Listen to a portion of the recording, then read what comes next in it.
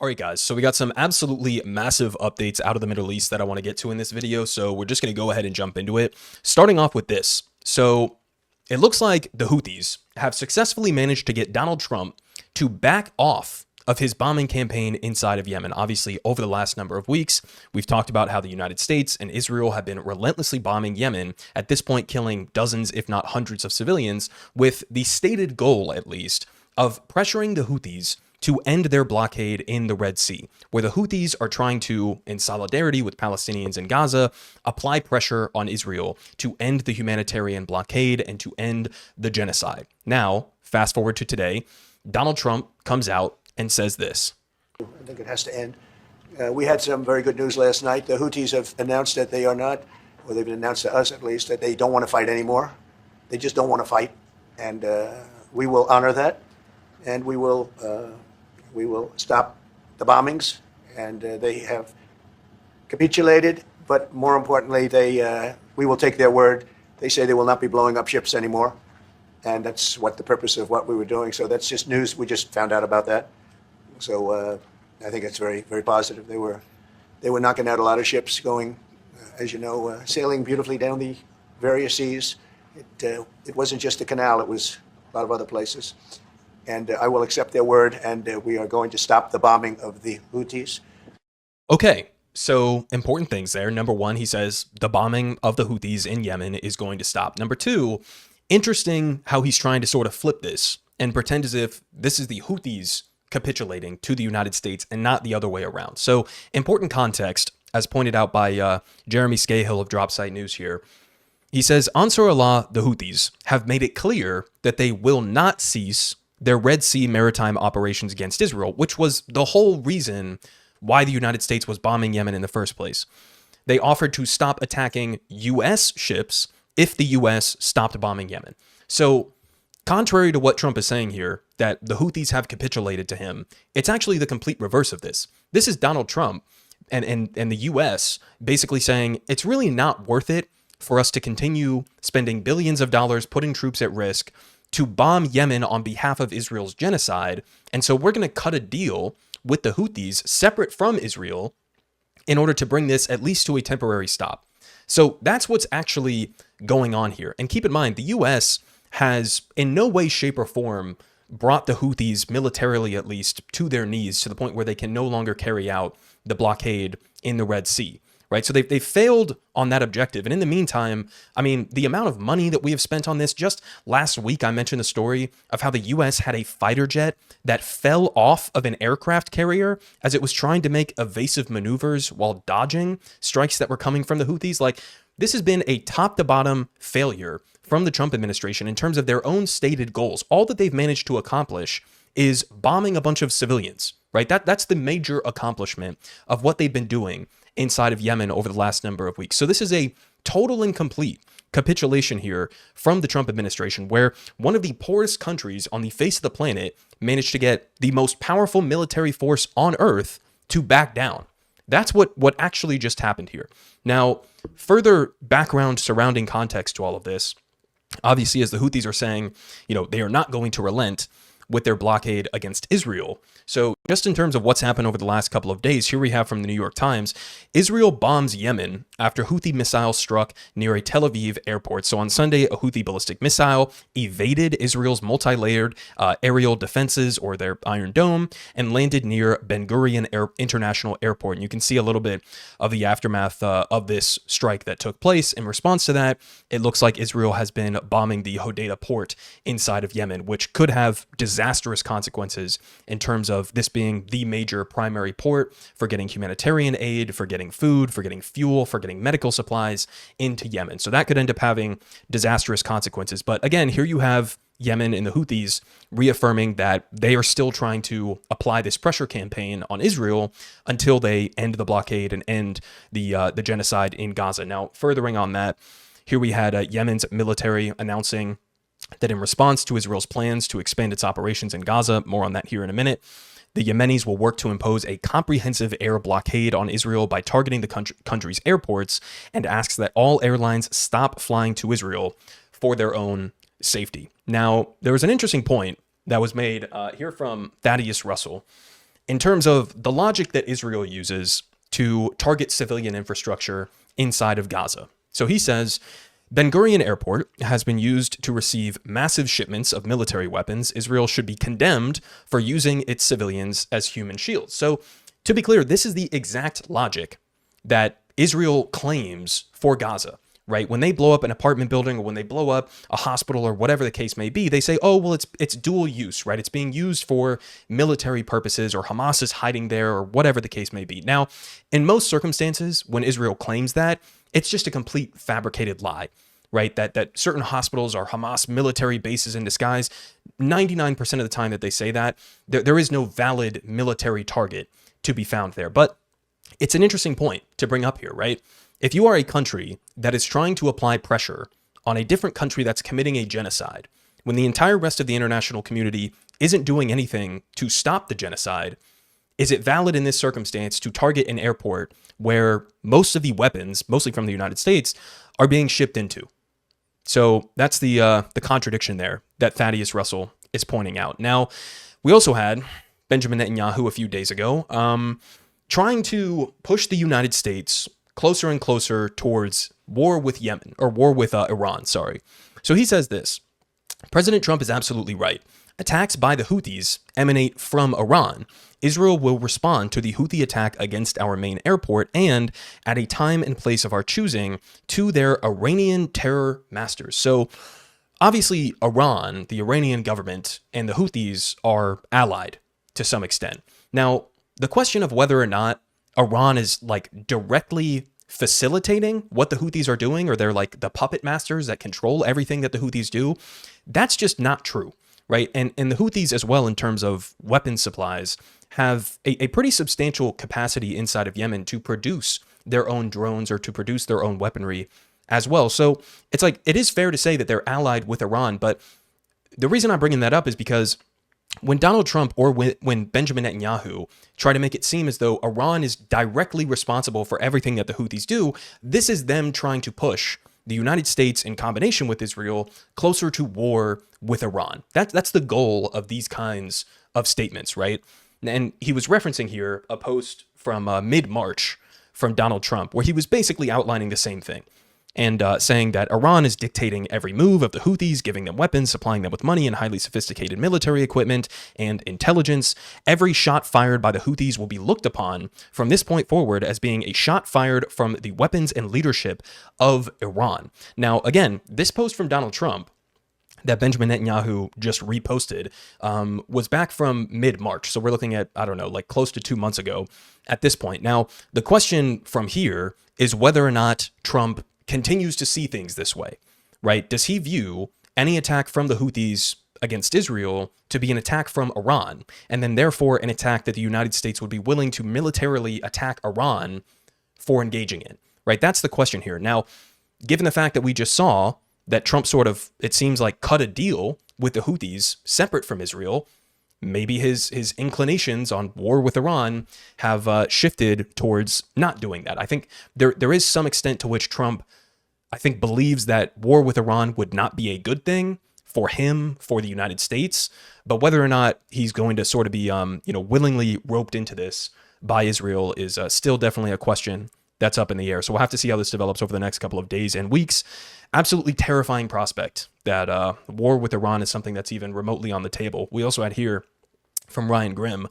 He says, good sign that the Iran nuclear talks with the U.S. are going well and leaving Israeli officials concerned that they make war less likely. These explosions are not seen as accidents, neither in Israel or Iran. So what he's referring to is that over the last couple of weeks, there have been some mysterious explosions, let's say, that have taken place in Iran. Some people initially claimed that these were just accidental, explosions that just happened to take place inside of Iran. Other people, like we have here, Haviv Rettig Gur from the Times of Israel, seem to believe that Israel is responsible for these explosions. But the point that Ryan is trying to make here is that if these are actually attacks by Israel on Iran, and we haven't really seen a direct response from Iran to these kinds of explosions, then it may give some sort of an inclination that there's at least a little bit of hope on the horizon for an Iran nuclear deal 2.0 or diplomatic relations between the U.S. and Iran. Because despite, that potential, Israel desperately wants the U.S. to go to war with Iran. And so it's entirely possible, I won't say it's 100% confirmed, but entirely possible that some of these mysterious explosions that are taking place in Iran are Israel's efforts to get Iran to retaliate and then use that as a justification or a pretext to drag the U.S. into war with Iran. So interesting point there from Ryan Grimm. We also have here from Ryan in Dropsite News, pointing out just like the rogue state status that Israel is currently engaging in. I mean, just over the last day or so, we had Israel bombing eastern and southern Lebanon, as well as Syria and Yemen and Gaza. So basically, 4 different countries were bombed by Israel within the same day, right? And I'm supposed to believe that this is not a totally rogue state hell-bent on, getting us into a regional war. Now, we also have here from Axios the latest in terms of what Israel and Benjamin Netanyahu's plan is for Gaza. So, terrifying stuff here. They say Israel's security cabinet has just approved a plan on Sunday night to gradually reoccupy all of Gaza and hold it indefinitely if no deal is reached by May 15th, which is around when Trump is going to be making a visit to the region.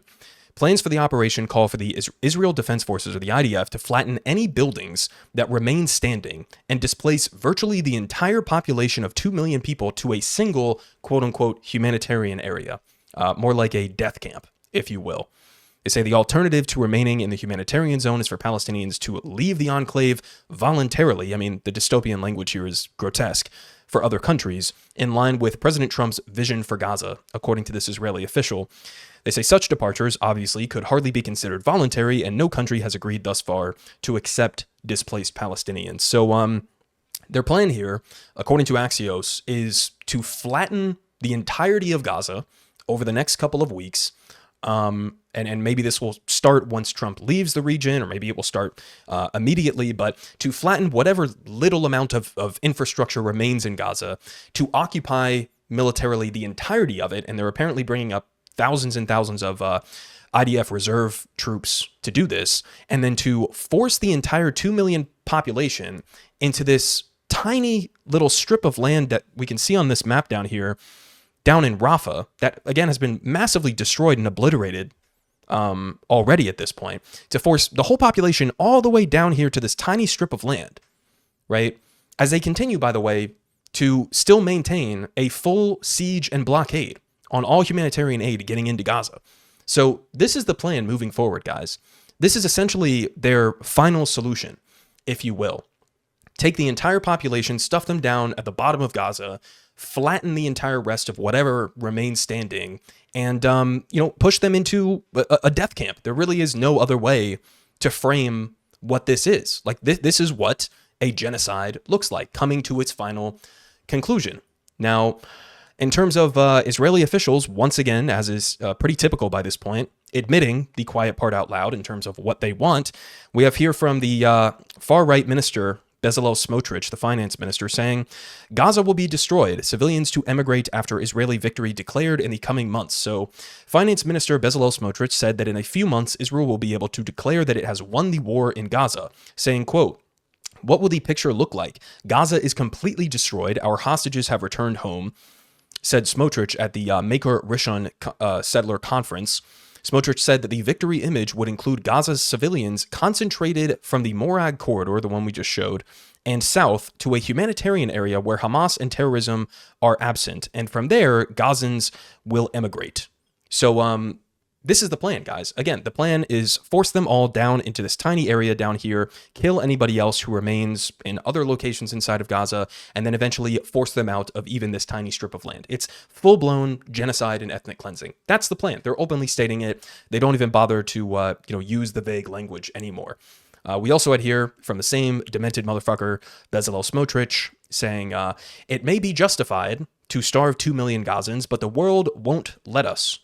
So I think he was referencing something that Itamar Ben-Gvir had called for, but he essentially said it's justified and moral for the IDF to starve 2 million Palestinians to death.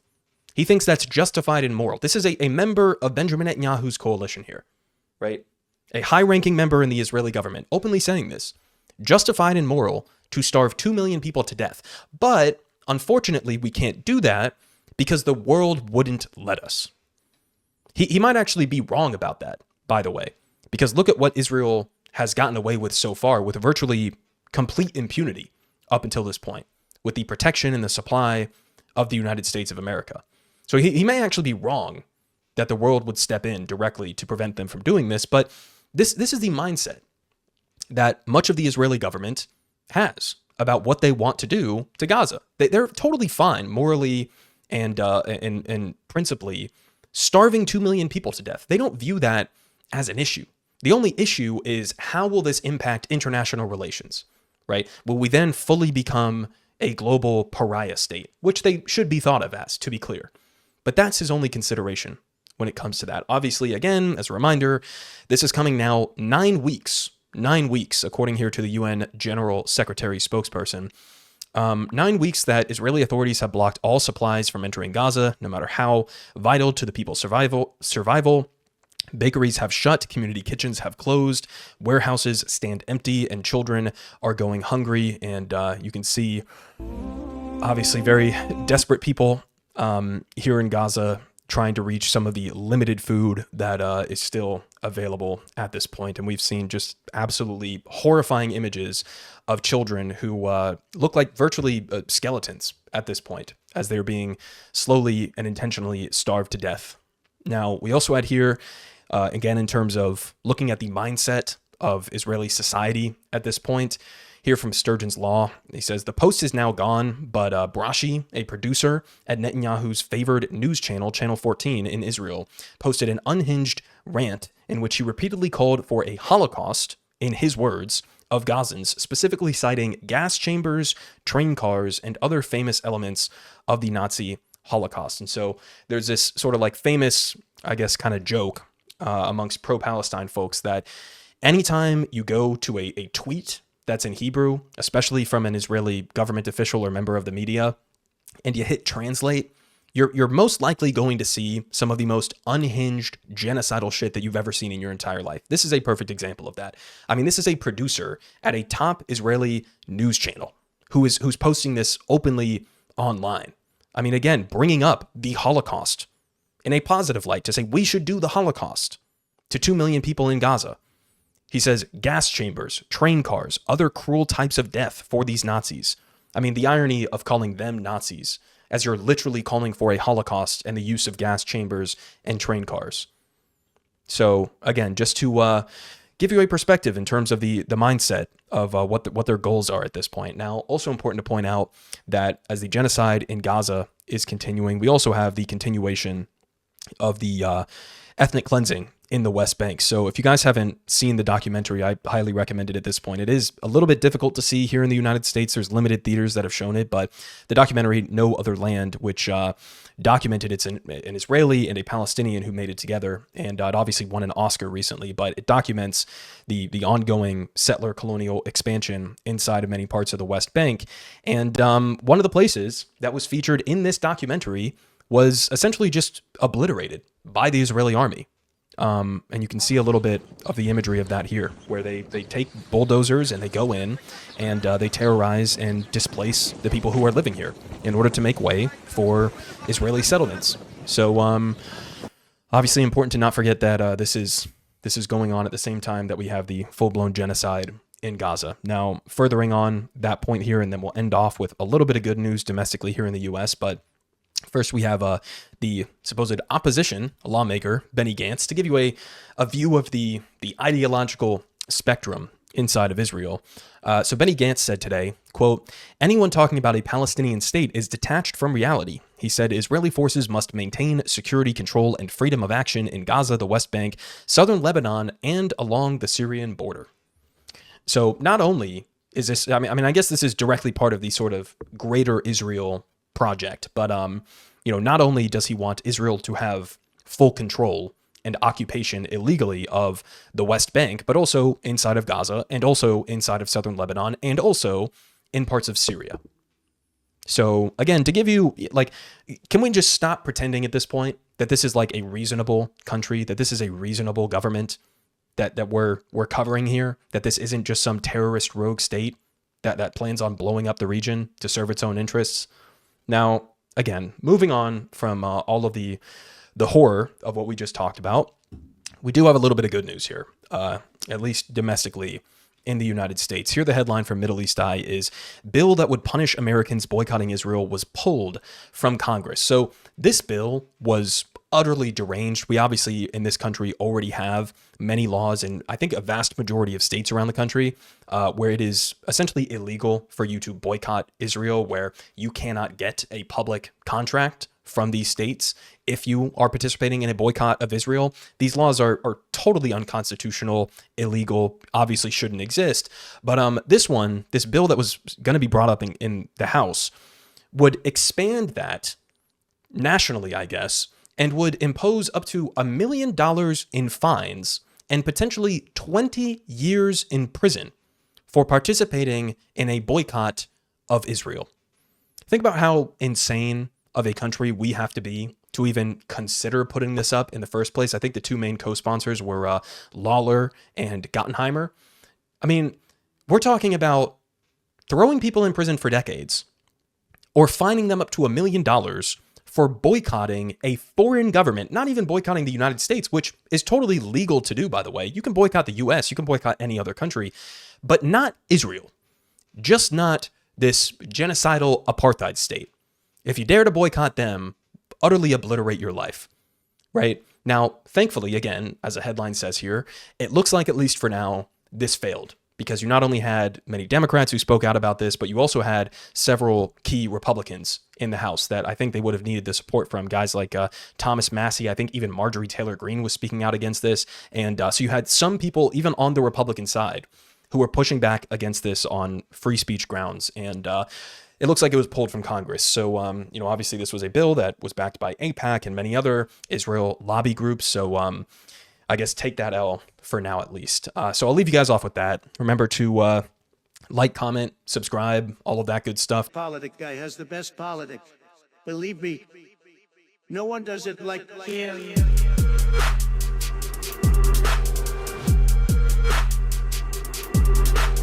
Believe me. Everyone is saying